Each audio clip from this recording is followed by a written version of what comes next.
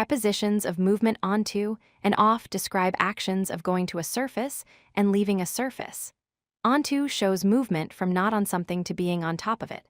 Off shows movement from being on something to not being on it anymore.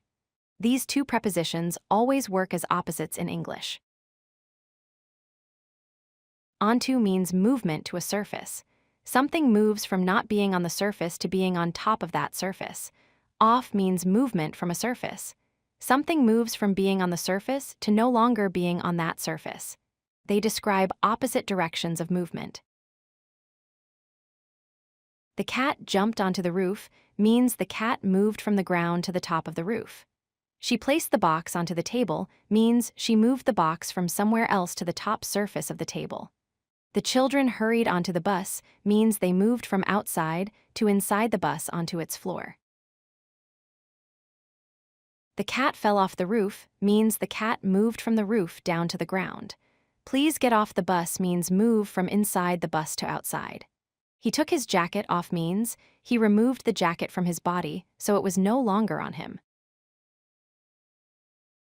Onto describes movement to a surface, changing from not on to on top of something. Off describes movement from a surface, changing from on top to not on something anymore.